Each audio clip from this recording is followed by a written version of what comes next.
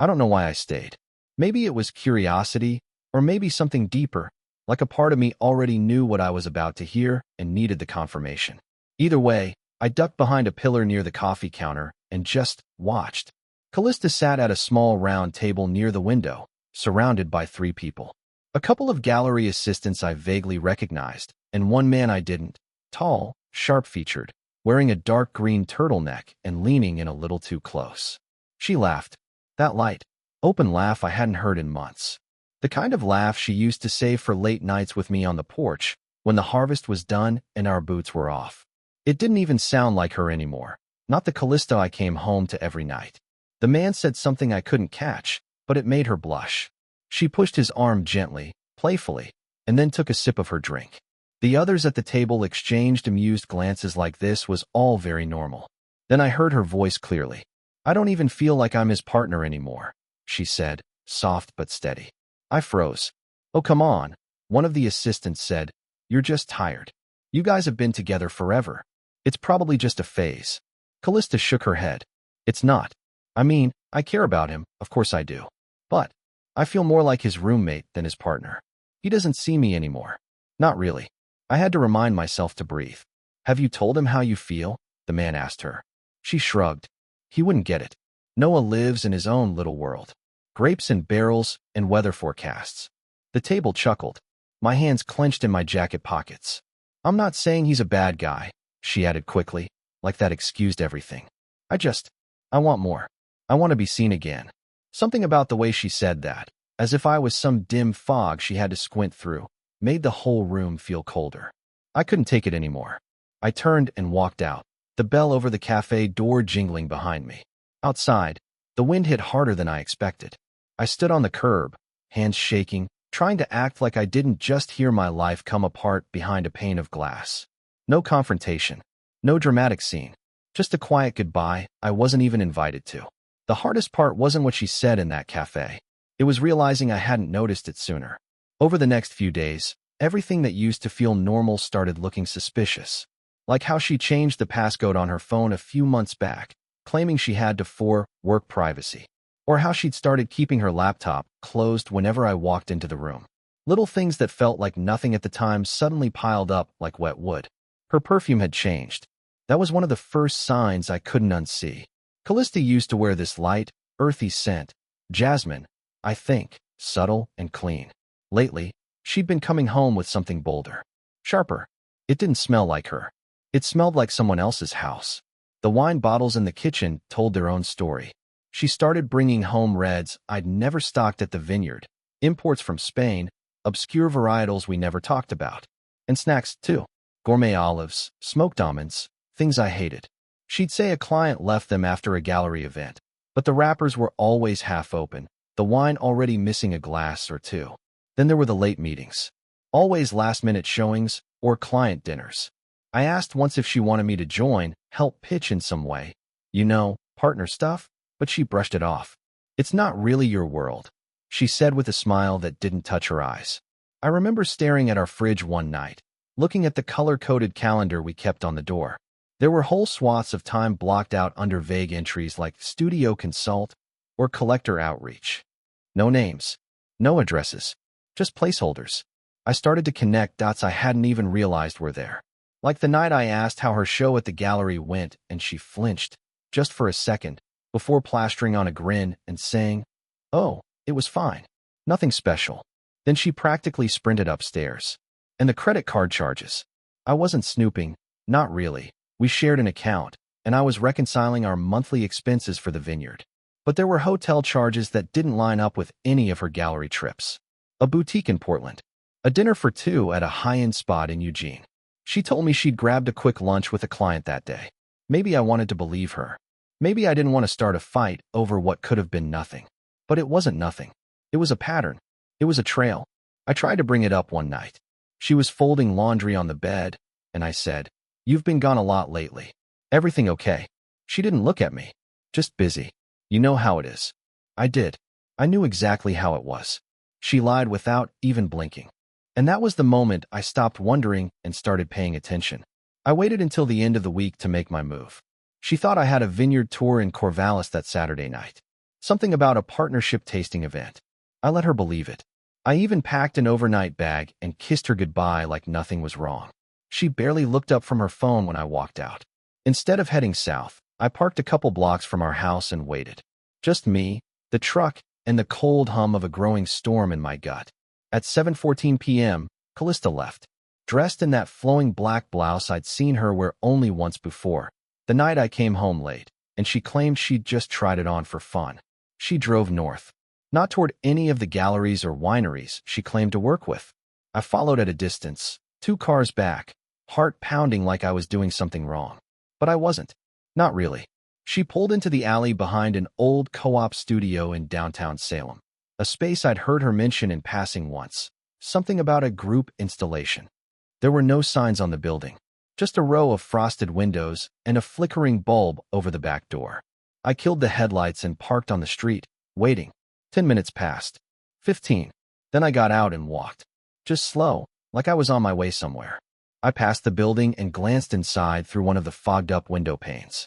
What I saw hit harder than any punch. There she was, Callista, standing in the middle of a cluttered studio filled with half-finished sculptures. Her hands were on his chest, his arms wrapped around her waist. They were smiling, heads close, like no one else in the world mattered. And then she kissed him. It wasn't new. It wasn't hesitant. It was something practiced. Familiar. The man, the sculptor, was someone I recognized. I'd seen his name on a flyer in our kitchen. He specialized in sensual figures, all smooth stone curves and dramatic shadows. He once came to our harvest party, shook my hand, complimented our Riesling.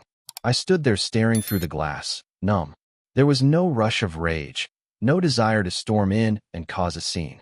Just a cold, empty quiet.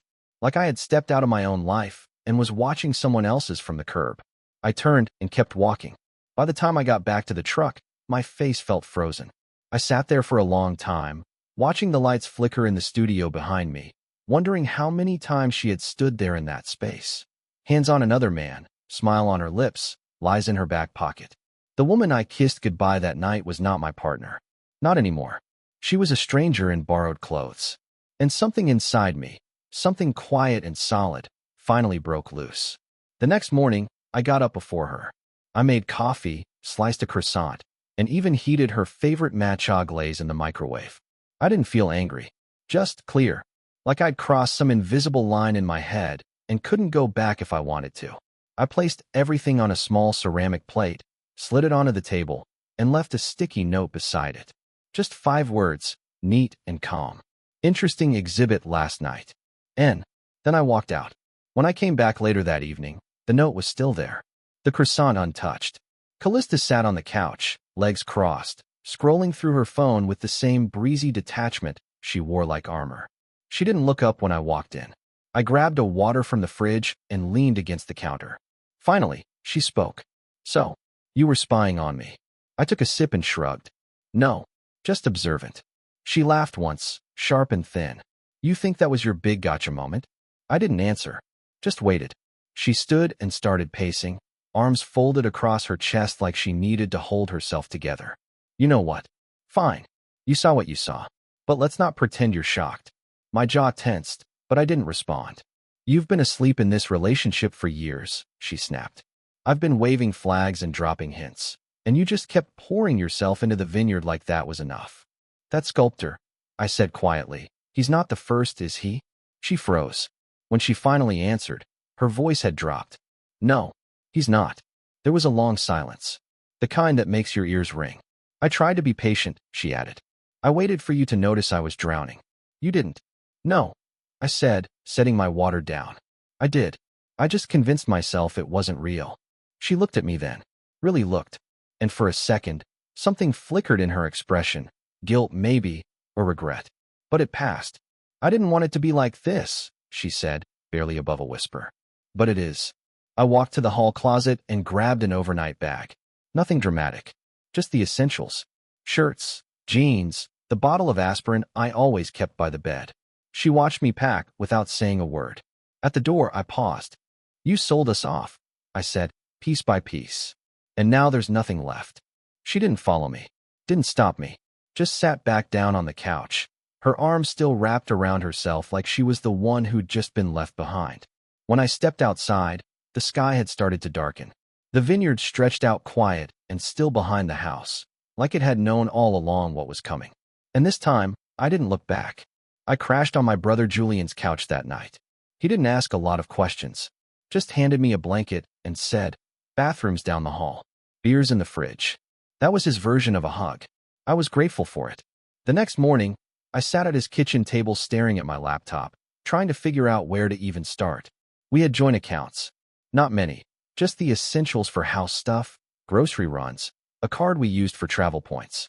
But Callista handled most of the logistics. She was always better with the little things, she said. I handled the vineyard. She did everything else. Only now I wasn't sure what everything else included. By lunch, I'd found the first red flag. $18,000.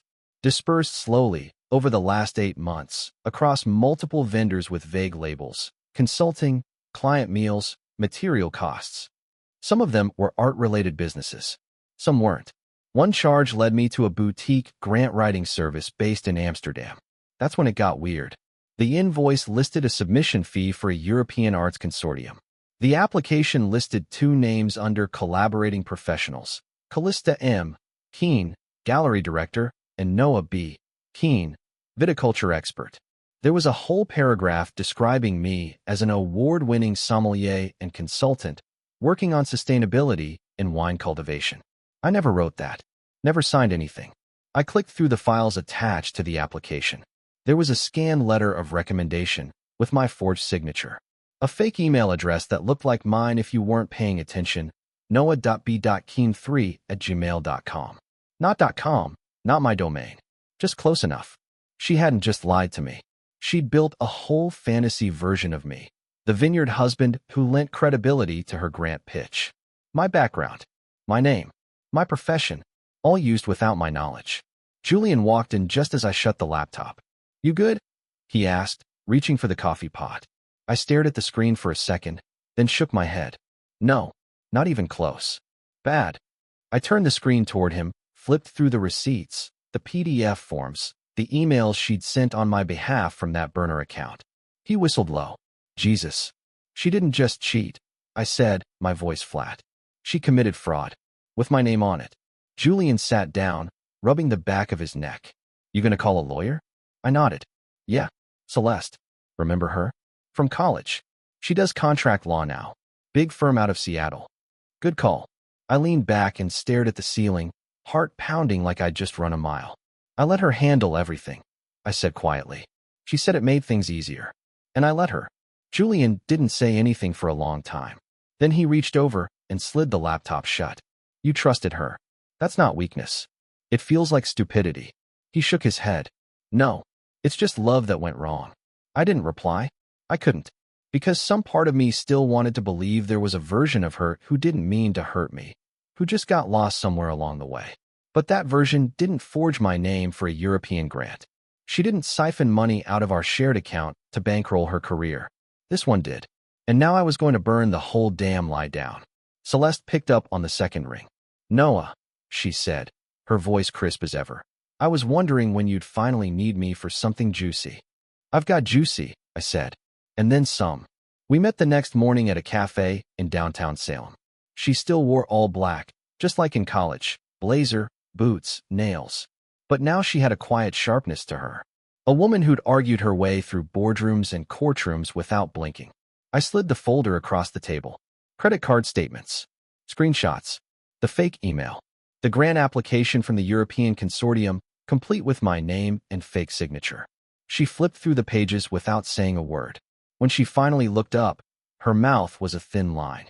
"She forged documents using your professional identity," she said, "and submitted them across international lines. That's not just unethical. It's illegal."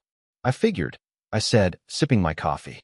"She used your vineyard credentials to legitimize her application?" "Correct. And there's a joint account involved?" "Yeah," I said. "She moved $18,000 through it, all under business expenses." Celeste leaned back, tapping the folder against her knee. "You want to press charges?" I hesitated. "I want leverage," I said. "She's built her reputation on the idea that she's well-connected, sophisticated, professional. Celeste raised an eyebrow. You're thinking exposure. If she thinks I'll keep quiet, she's counting on me being soft. I'm not anymore. Okay, she said. Here's what we do. She outlined it step by step. We'd file a cease and desist regarding the use of my name, credentials, and likeness in any professional setting. We'd send a formal demand for reimbursement of all misappropriated funds. And we'd freeze the shared accounts, legally, with an emergency hold based on fraud suspicion. If she contests, Celeste said, we go public. I'll draft the paperwork and contact the grant committee. Her entire career will go up in flames. She paused, watching me. You sure you're ready for that? I nodded. She walked me off a cliff. I'm just choosing not to land quietly. Celeste smiled. Now that sounds like the Noah I remember. By the end of the day, I had a binder 2 inches thick and a freeze order waiting at the bank.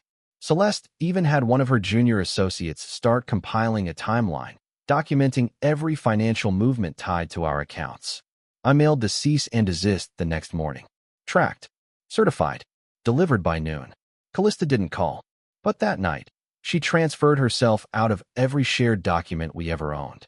Even the Dropbox folder for our wedding photos went blank. That was confirmation enough. She knew the walls were closing in.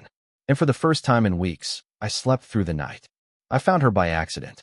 Fiona, the sculptor's wife. I wasn't looking to start anything.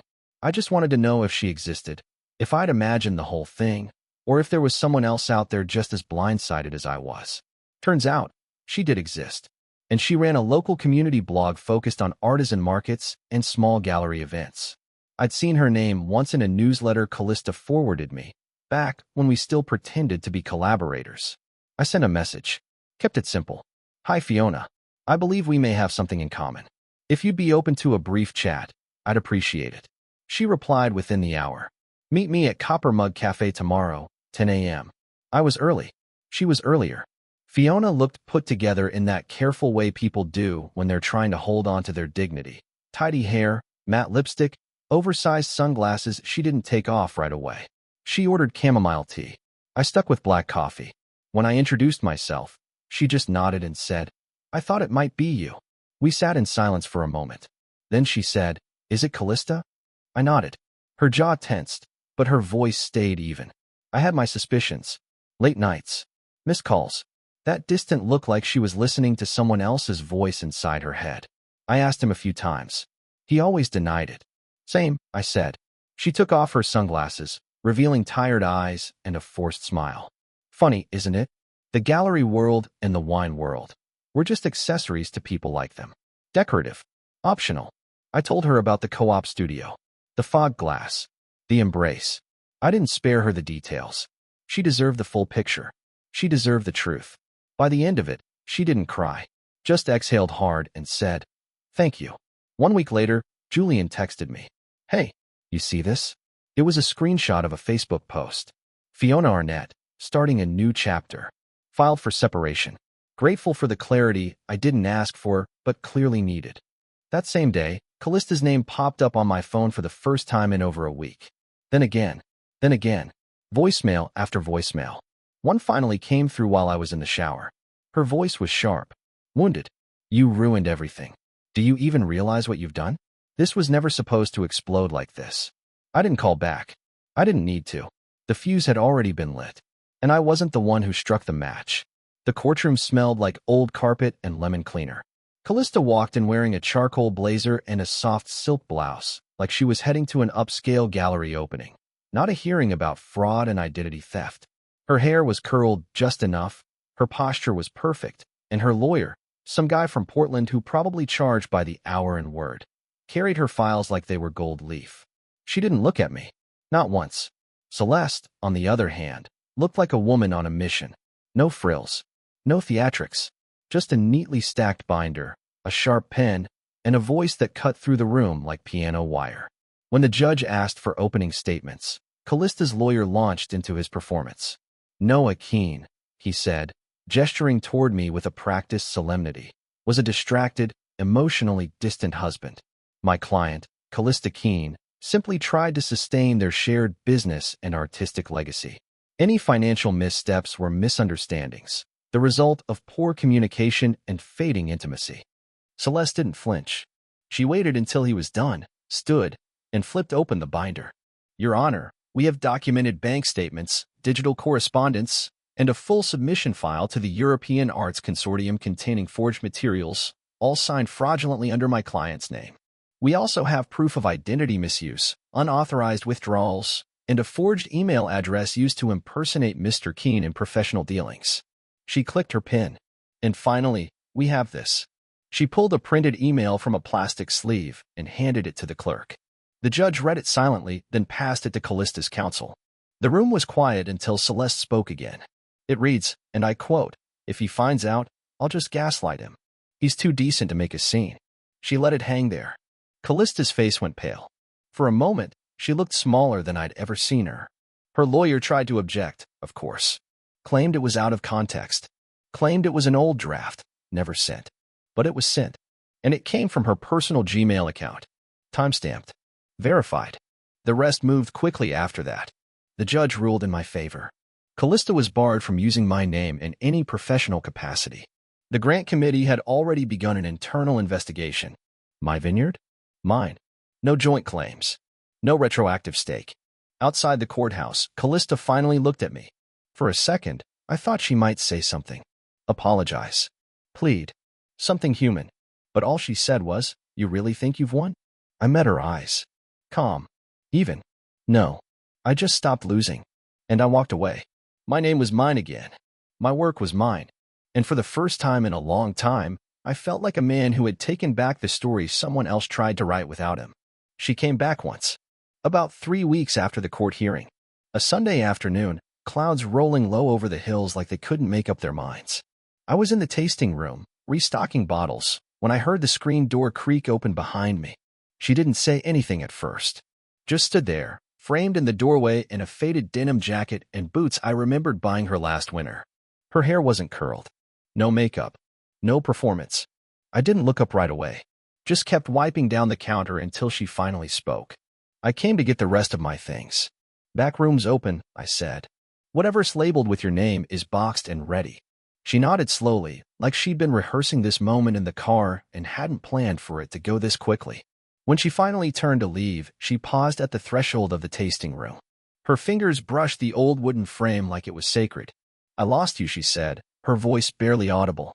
I set the cloth down and met her gaze. "No," I said. "You sold me off, piece by piece." Her mouth opened slightly, but no words came out. She didn't argue. Didn't cry. Just gave a single, slow nod and walked out the door. I stood there for a while after, listening to the crunch of her tires on the gravel as she drove off. Not sad. Not triumphant. Just still.